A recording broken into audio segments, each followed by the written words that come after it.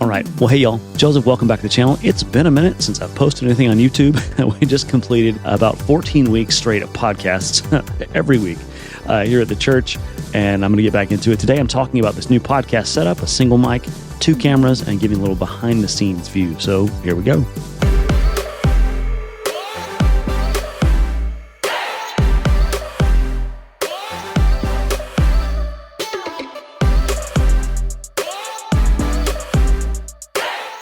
All right. Well, if you're new to the channel, I'm a pastor, filmmaker, dad, all the things that people are when they do this work. But the main part of my work that's been successful here on YouTube is talking about cameras and equipment and how to film things, how to tell stories better. And so I want to share with you a little bit of this new podcast setup. You might find it helpful for you. We've done this in a 2-person style, 1-person style. I could probably fit 3 people back here if I needed to, but I want to give you a little bit of a rundown for that. You could do this same setup with any mics, any cameras, any lights, any of those things. But a couple of things I want to share that I thought were helpful about the way we did this one and why I like it so much. So first off, talk about the setup we have, and I'll start with cameras, lenses, lights, all that, and then I'll roll into some of the practicals and things we have in the room. A camera is the Blackmagic Cinema Camera 6K, the full frame version of the Blackmagic Australian company. Great Kodak, shooting in 6K. Blackmagic RAW, probably the 12:1 ratio because I don't have giant amounts of storage. The lens I'm using on that is a Contax Zeiss. So from the 70s, 80s, it's a f2.8. I think it's 35 millimeter there. And then on this other B camera is the Blackmagic Pocket Cinema 6K Pro, which has the built-in ND filters for using outside. It's a S35 crop frame sensor. This camera is shooting on a Contax Zeiss f2.8, 28 millimeter. You get sort of this wide shot, establishing shot, main camera here that I could crop in for either side if I want to. And then you get this sort of the conversation B camera. The reason I love having the B camera is when I'm doing a podcast edit between 2 people, and I'm like, okay, so let's go to that next part about this thing. I can cut all that out, or I can talk to myself, who's also the editor. Hey, put that comment they made about this thing back in the front end of the conversation about where they're from. Super helpful. Microphone setup. Today we've got the Shure MV7 Plus. I think that's what these are. MV7 Plus. Whatever it is now, it works on XLR or like this one is USB-C straight into this computer, which you can't see right here. But when I'm doing the podcast, this is right here. So no one can see this in the actual shot. But I get to know that I'm monitoring and seeing this. And I'll, let me just take a quick clip of what this looks like from my perspective in a bad iPhone 13 mini video.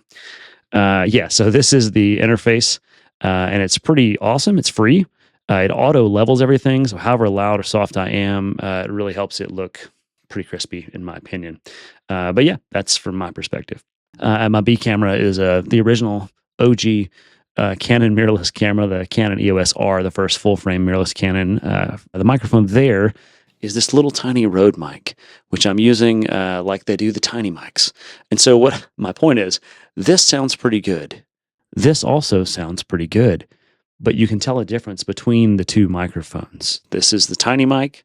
This is the nice, big, expensive mic. These are great because you can clip them on anything, put a lav mic input in it, run around wherever you want to. It goes straight to camera. 2 sources. That's how we started the podcast. Now we have the boom arms and all the fancy things. Every time you're doing something in a nonprofit setting, you need proof of concept.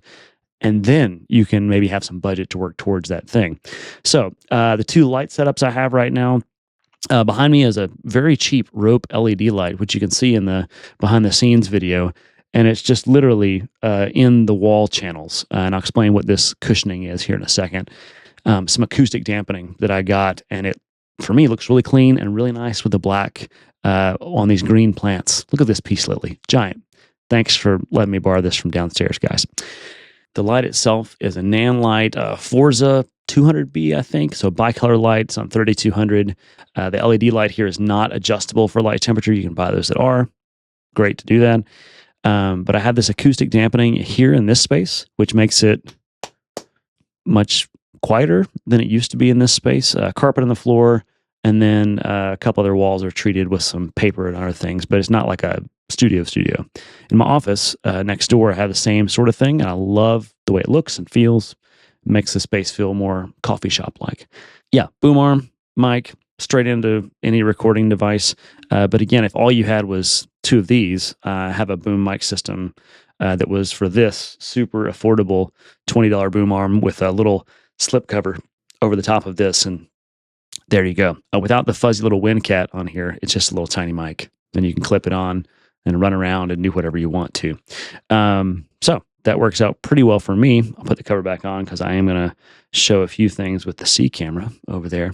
But yeah, this is sort of the podcast setup itself. I have really liked this podcast setup, and I'm tempted to leave it there because it's so nice. In this shot too, you can see I've got 2 monitors, and this is actually helpful for me to show again. So I'll put this video in there too.